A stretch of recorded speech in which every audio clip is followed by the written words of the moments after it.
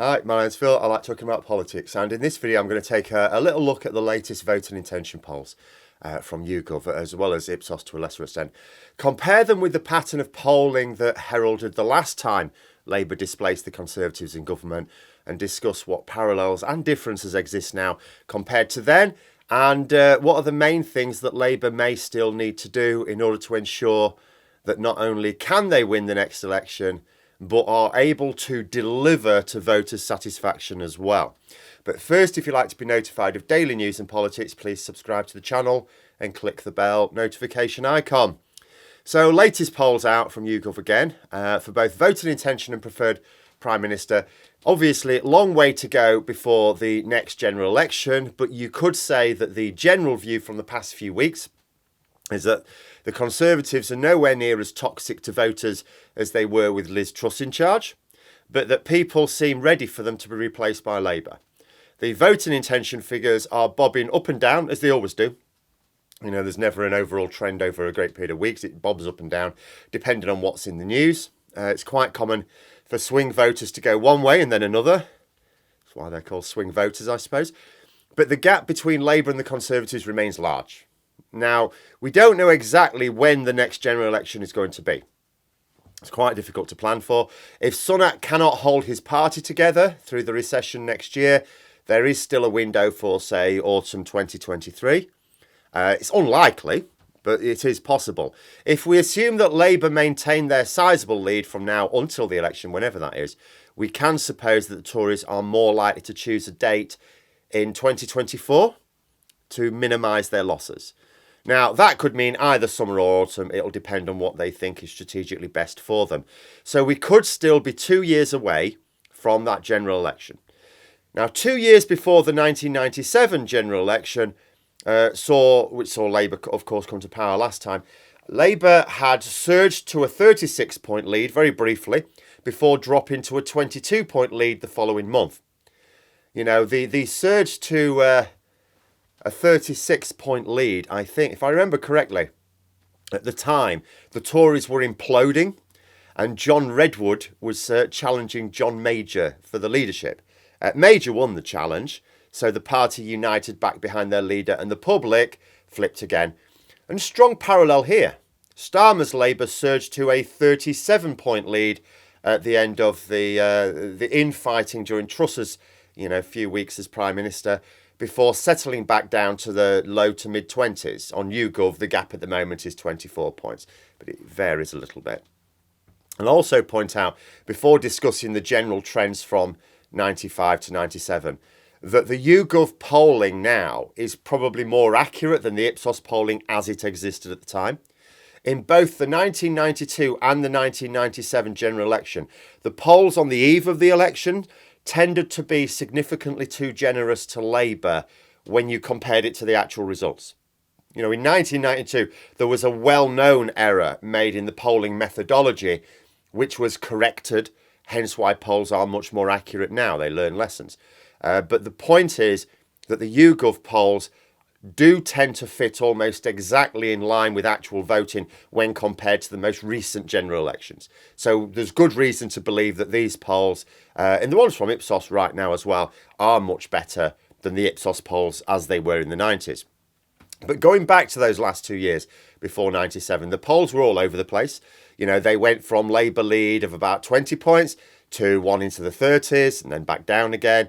It is possible to see these as being replicated as we complete our final year or two of the latest Tory failure of a government as well.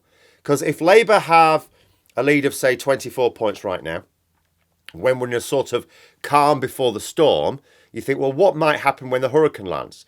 You know, this month we're bracing for what is, it's not a general strike, but it looks pretty close to it. How's the public going to react to the government's lack of action?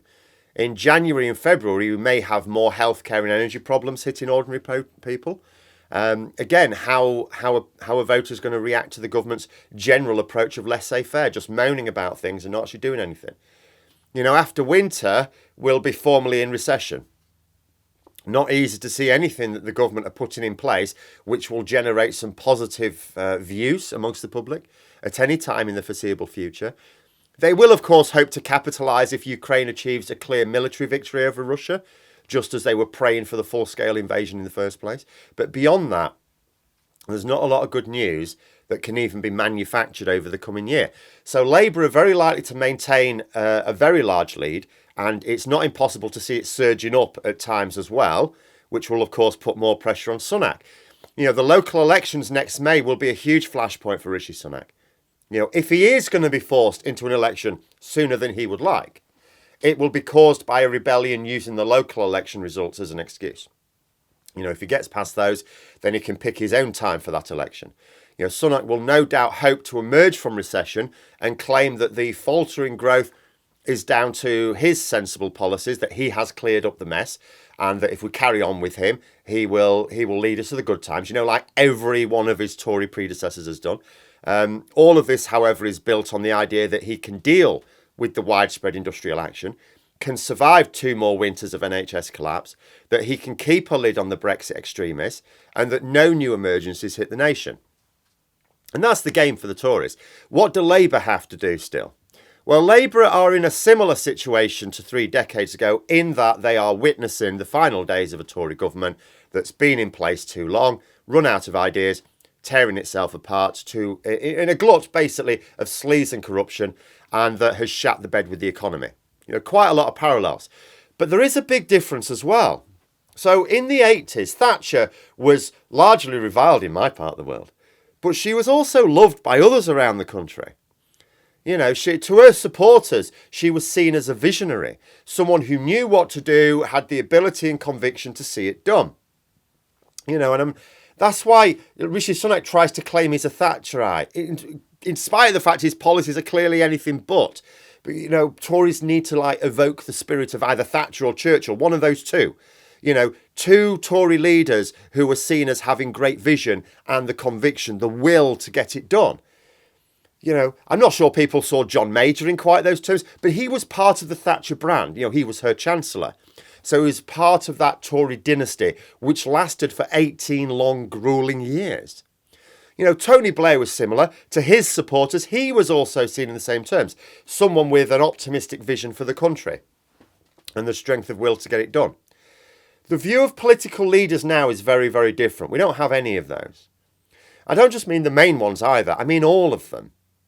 They all have their supporters. Oh, they'll all have their supporters who will say, oh, but. You know, and they've got their fanatical supporters. But for the general voters, I mean, the general voters, the swing voters, the non-partisan voters, no one really fires the imagination. You know, I'll come back to David Cameron, but if we look at, say, the last few Tory leaders, Theresa May first, she wasn't made Prime Minister because she inspired the nation, but because she was the compromise candidate to deal with the hot potato of Brexit. She was the she'll do candidate. It didn't work, so then they tried Boris Johnson. He was more charismatic, but he still wasn't seen as a visionary with the will to get things done. He was seen as someone who could con the public into getting Brexit across the line. But even his own MPs knew he had no idea what to do with the country after that. When Johnson eventually had to fall, Truss was picked as the only one who seemed to be excited about the future prospects of Brexit Britain. Like everyone else is, well, what do we do with Brexit? I don't know. We just did it to stop the party splitting. We don't know what to do with it. Liz Truss was going, I know what to do with it. Oh, we'll give her the job then. I mean, she wasn't well regarded by the public, but that didn't matter. They weren't choosing her. It turns out that giddy anticipation is not an indicator of a sound vision and plan. Now they've turned to Sunak. The general public appreciates Sunak more than his predecessors simply because he's not batshit insane. But they don't see him as a visionary either. There is no grand vision. There's no, oh, this is the golden, new golden age for Britain. You know, Thatcher and Blair both inspired people to vote for them for a change in direction.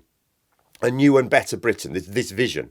Some of those voters will have been happy with that purchase. Some of them won't have been. They'll have been disappointed. But their reasons for voting were a hopeful future, right? Whether they got it or not. When Labour fell and David Cameron took over, he didn't present a grand vision for Britain.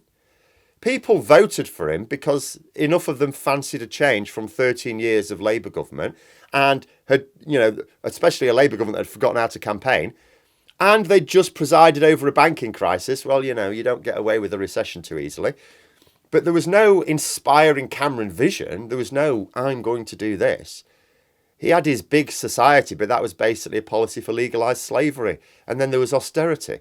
They didn't fire the imagination. He was the candidate of, I'll just fix this mess that I'm pretending someone's made. Nothing for swing voters to get excited about. It was the fix the mess Prime Minister who just made it worse. You know, the plumber who comes in to fix the leak and then smashes your pipes up with a hammer. You know, the ones who voted for him just wanted to twist instead of stick, really. So now we come to Labour, Starmer's Labour. Because Starmer's in the same boat as other political leaders. Polling shows that people now think Starmer will win the next election. Many seem happy enough for him to do so. But there's not like this big overwhelming endorsement in the polls. You know, people seem to be intending to vote for his party less because they're voting for this glorious vision of a new golden age, because there isn't one, and more a sort of, this Tory government hurts, can you make it stop, please? You know, the question is this a bad thing or not? Instinctively think, yeah, it's not a great thing, is it? It's not that positive. You know, I see commentators all the time saying Starmer needs a big vision. You know, and you think, well, is this Gordon Brown proposal, is that going to be part of it? Maybe. But he needs one. And I've tended to agree myself. But there's probably a counter-argument to it I've been thinking of late. Keir Starmer's already making speeches pointing out that the Tories have knackered everything. You know, he said that the rescue job will be harder than ever this time round. That's his exact words. So rather than offering a new golden age, what he's basically saying to people is, look, the country's broken, right? They broke it. I'm going to come along and fix it. It's not going to be exciting. You know, I'm not going to make unrealistic promises. I'm going to fix it. But it will take a while because it's very, very broken. And the benefit of this is that it's hard for voters to be then disappointed. You know, as long as they can see some definite improvement to their lives, you know, you could say they'll think, job done. The danger of overhyping is you can do a perfectly good job in government or wherever, but people feel cheated because they were expecting better. You know, like someone being disappointed in a film that was all right, but overhyped in the trailers and the reviews. The downside is that people would rather vote for a hopeful vision than boring but functional government. People, you know, some people are saying at the moment, well, maybe after the clown show of Boris Johnson, people just want a functional government. But there's other people who go, but what if we could have functional government and the fireworks as well? So sometimes you need to ramp the hype up to win and then worry about managing expectations afterwards. Now, it may be that Labour are going to present a grand vision for the next election. It may be that they are just keeping their powder dry until the campaign gears up. You know, the constitutional reforms, if they're adopted formally, would certainly be a major vision. There's no arguing with that. I'm not sure it's the thing that fires up swing voters. We know that Labour of late have been coy about setting too much of their stall out for fear of the ideas becoming stale for the next election, or maybe just stolen. You know, this year alone, the Conservatives have adopted multiple Labour policies. And I know before Lib Dems object, I'm not saying they're all purely Labour policies. The point I'm making is that the party presenting itself as the next government has argued for a set of policies, and the Tories are adopting them, or some of them. You know, almost like they can see the writing on the wall, so they may as well start moving Starmer's stuff into Downing Street right now. You know, there was the windfall tax. Oh, no, we're not going to do the windfall tax. All right, we'll do windfall tax. Raising benefits in line with inflation. Oh, we're not going to do that. All right, we'll do that. Now, the latest one, giving workers the right to demand flexible working from day one. Right now, you have to have been working somewhere for half a year before you can ask for flexible working. The government are now proposing we make it from day one. I didn't even know that was going on until Jacob Rees-Mogg's head exploded in the Telegraph or something, or maybe the Mail, I can't remember. I saw him making a fuss. He was banging on about flexible working being like the work of the devil. And I thought, what's going on here? And there's a change in government policy coming, you know, but there it's there on the website. And a government that keeps feeling trapped into adopting the policies of the main opposition is one that knows that target voters are more in tune with that opposition than with them. So although it would be nice for Labour to adopt a big flashy vision, it could be argued that despite what political commentators, including myself, think is necessary, all the public actually wants is a government that works. Maybe they don't need to present anything different to that. Especially as Labour were already burned in 2019. Bear in mind, one of the big things that hit Labour in 2019 from polling afterwards was that the manifesto policies were broadly popular. And broadly popular with target voters, the key voters who we needed to vote for us. But voters didn't believe that Labour could deliver them. They thought they were too ambitious. But there we are. Those are my thoughts. Let me know yours in the comments below. Hope you found the video interesting. If you did, please click the like button. And if you'd like to support the channel further, the join button for memberships. And until next time, I'll see you later.